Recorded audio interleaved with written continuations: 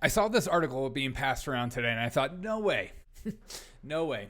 No way these guys would do something this insane. No way they would put something this insane up on the internet. But don't put anything past the UN. Never. You know, when Alex Jones's jar begins to get so full it's overfilling, and the people ask, why have I not been listening to at least 10% of maybe what he says? Because this is just insane. Look at this article. First of all, just look at the title. The Benefits of World Hunger. Now, what kind of person would write an article, with just that title? Is it catchy? Is it catch you off your guard and think, wow, this is insane? You know, I thought this was like almost a satirical article, or just so tone deaf that they don't understand. Like it's such on the fringe of insanity that it's hard for me not to take this as a joke because it's just so insane. I mean, who writes this? Somebody that is so well off, so privileged, has so much wealth that they don't care what happens to the world because they see the little plebes, the little peons like you and me being hungry and starving and begging for a job. And he's sitting in his castle going, this will thin the herd out. This will make things better for us in the long run because this is a natural process for people. I know people are going to go through trauma and hunger and starvation and die and family strife and stuff like that. This is okay because this is what the world needs. What kind of dystopian, fake utopian worldview is this crap? But I started to read the article because I wanted to know. I'm not one of those people that just look at a title and then create an entire narrative off a title. And I started reading through, and it's exactly what you think. We get to one. I like when an author, highlights himself. It's like saying, I just want you to really focus on this saying because it's so good what I'm saying. He says this in the highlight. When we sell our services cheaply, we enrich others, those who own the factories, the machines, and the lands, and ultimately own the people who work for them. For those who depend on the availability of cheap labor, hunger is the foundation to their wealth. Imagine viewing a human being in that way. And then I get to the part in the article where I just think this is insane. This is crazy. This is one of my favorite parts. I clipped this part. And just sit back, relax, and listen to what I'm about to say. The conventional thinking is that hunger is caused by low-paying jobs. This is conventional.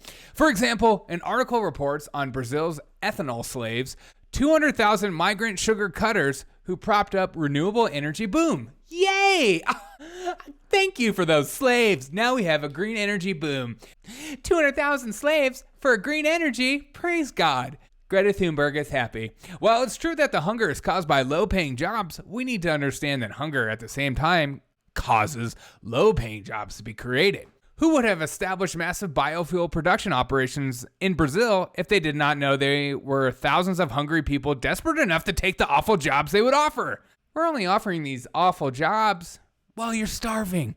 You need this. And I'm just writing this article in my little house. Who would build any sort of factory if they did not know that many people would be available to take the jobs of low-paying rates? I love green energy, especially on the backs of slaves. Much of the hunger... God, this is so nuts. Much of the hunger literature... Much of the hunger literature... what are we passing this out to all the little boys and girls everywhere? Here's some literature. Have you heard of the good news of hunger strikes? It's going to be good for all of us in the long run. And then we continue, which is, it just gets better.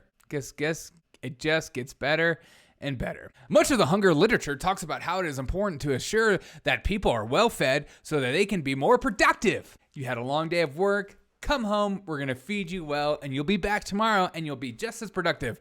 But this article, what's his name? George Kent says, this is nonsense. No one works harder than hungry people.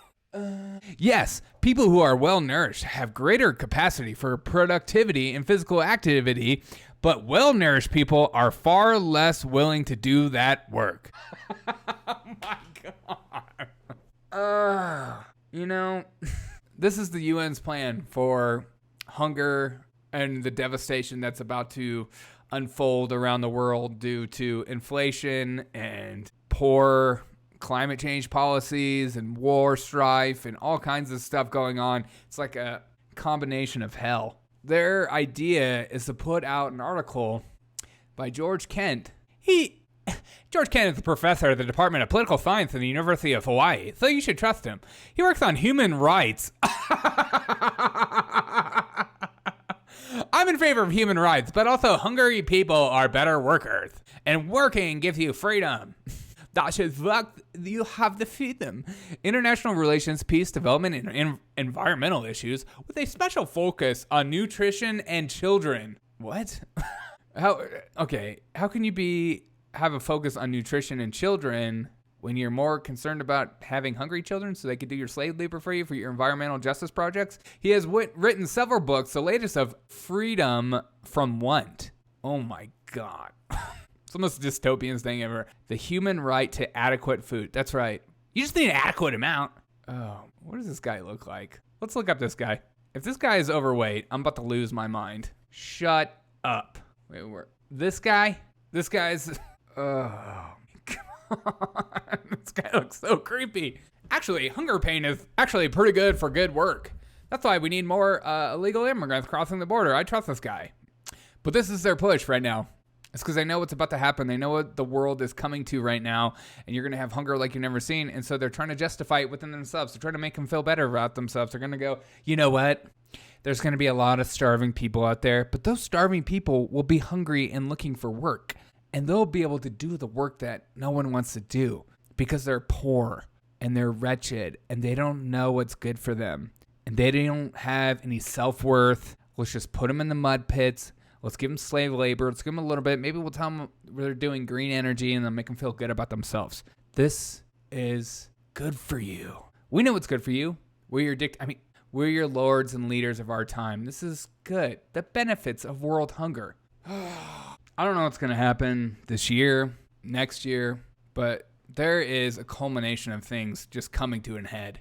You're going to have recession. The stock market always starts first, and then it's going to affect the market like you and me. Housing, inflation. They don't care about inflation. They're talking about pushing more. It's like 700. I think Zelensky just asked for $750 more million.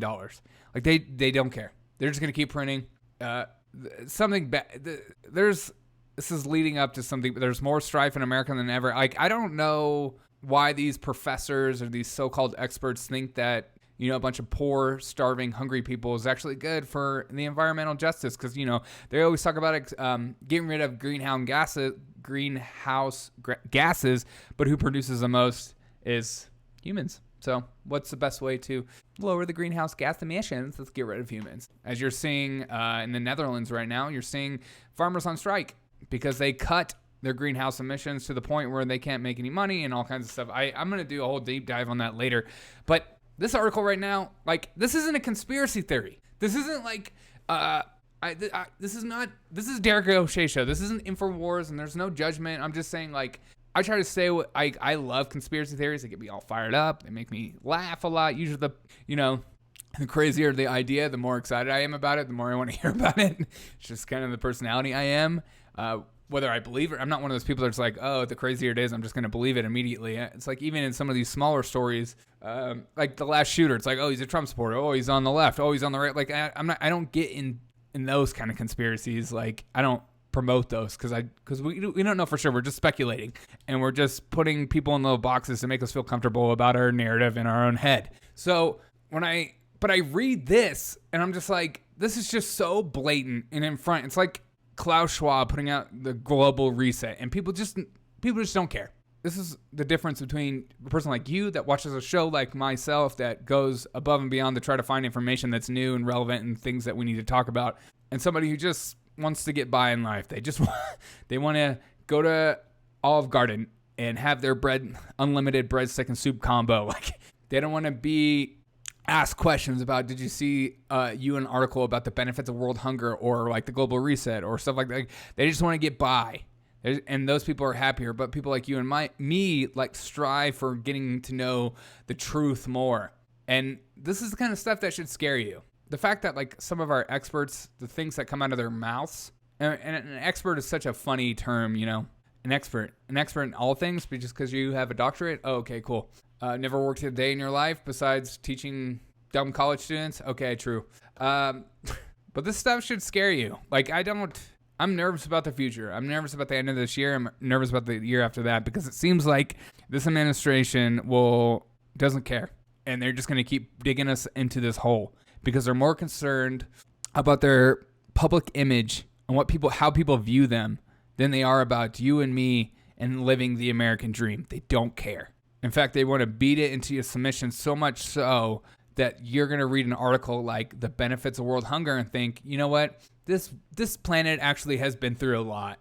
I don't deserve to live the same life as someone like a John Kerry. He's doing everything he can for climate crisis. I know he has to fly private. I know he's staying in expensive hotels. I know he's living the dream of what he's living as social media superstar, rock star lifestyle, but he is doing the Lord's work. And they're creating a two-class system. Let me know your thoughts on this. I hope you guys have a great day. If someone, if I see one comment saying this is a capitalist thing, I'm going to freaking lose my mind. Because no. Okay. All right. Love you guys. Hope you have a great day. I got another video coming out about eating worms. Hope you guys enjoy that. Be sure to follow me on all social media platforms. Follow me on YouTube. Like, share, and subscribe. Please like this video. Comment below. It helps the algorithms out. It means a lot to me when you do so. I freaking love you guys. I'm going to have live shows coming out later. I'm just, work-life balance. Got to get it right. Hope you have a great day. Tell your friends and family about the Derek O'Shea Show. I love you. Bye.